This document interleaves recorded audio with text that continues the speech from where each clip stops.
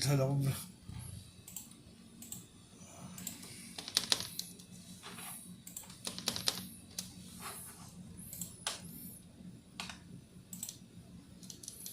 Yan dito. Hindi ko mapindot, hindi ko matanggal. Bakit kaya? Oh, okay. 29, 30. Ang dami. Ulitin ko lang po. Naglolo ko siya eh. Ayan o.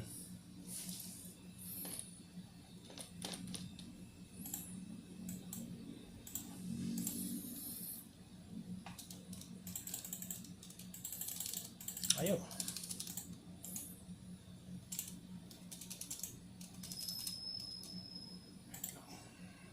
Hanapin lang IO device dito. May mga numbers kasi po yun eh. IO device 2, mga 1. Hanapin lang pa yung ano, yung walang number. May number sila pero pag yun mo kasi niremove ko, ito ay ma-remove eh. Pag pindot nun, mawala na yung mga ano yan. Ayaw, ay matanggal niya ito. Well, pang ganun lang po siya. Pero pag ang tanggal talaga dito, tatas manager niya lang. Ito yung mas pinakamabilisan eh. So, RPCCO hanapin nyo, tapos end task. Bali po yung, yung feature po ng RPCCO, yung function yun, is para doon sa printing. Kung tinanggal niyo po siya, in-end task yung RPCCO na yun, hindi ito gagana ng printer. So, yan po. Pag na. Hindi rin pala gumagana yung sound nito bro. Kung napapansin niyo po. Hindi siya tumutunog dapat yan eh. Kaya yung ganun, nagpa-pop up. Every time mag-pop up yun, tutunog siya. Hindi katulad na ito sa PC ko. Pero, ito bro. Set-upan po natin yun. Ano po. Yeah, that's good. Set-upan muna natin po ng dito, yung ADK. Mas talo sa pala. Oh my goods. Ito po, yung ADK po. Para matry nyo rin po bro. Gusto niyo po ako muna mag-ako or kayo na po? Sige, Sige po. Ito yung ADK 300. Rename po na lang ito. No? Epson. I-rename. Hindi kahit hindi na po rename. Para lang, matanda nyo. Yung ADK na yun. Basta ADK. Epson Opus po siya. Tapos ADK. Yan. Tapos Ctrl-C. Downloads. B.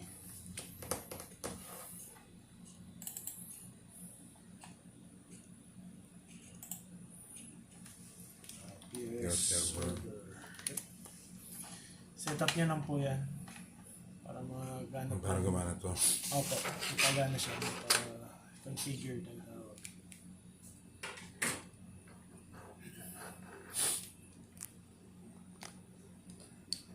Next. Ganun na talaga.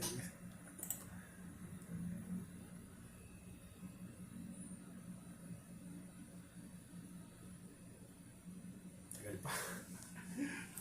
Okay. So, pagkatapos niyan, kaklose nyo lang yan. Punta kayo ng search bar. Type nyo lang po Epson. Yan. Pakita na. Epson Opus ADK setup for PS.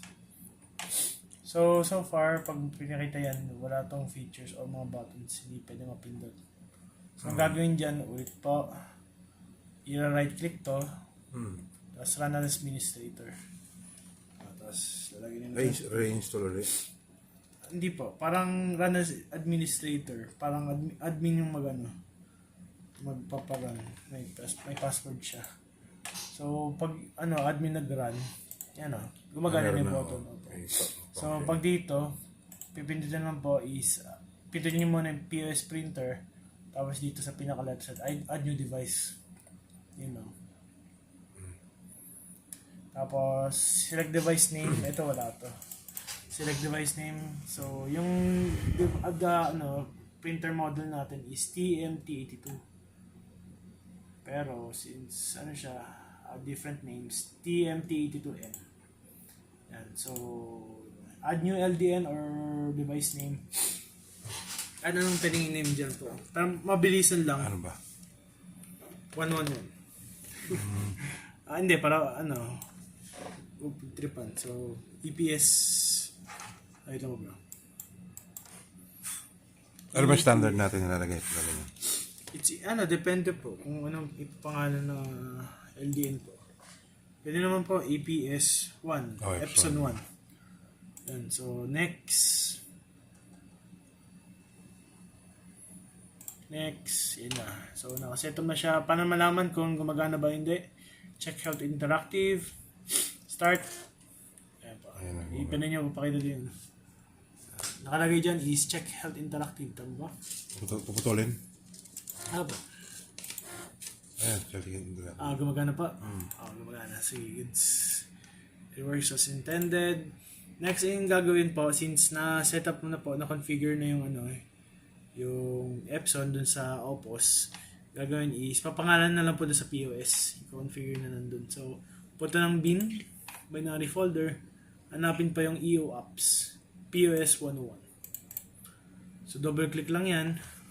Napangalan ng ano. Opo, tapos Control F, type in dyan Opus, Opus RP. Opus, tapos yung RP mean to say receipt printer. So, patapos yan, pipindutin yung down. Tapos yun na, dyan na tayo. Palitan lang tong Opus name to yung kanina pinangalan natin sa LDN. So,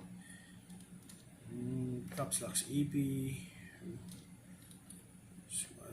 Yan. So, tapos, sisave na lang natin. Save dito. Yan. Kung mabilisan, Control S. Save na yan. So, yan. X. Punta tayo dito. Tingnan natin kung magana.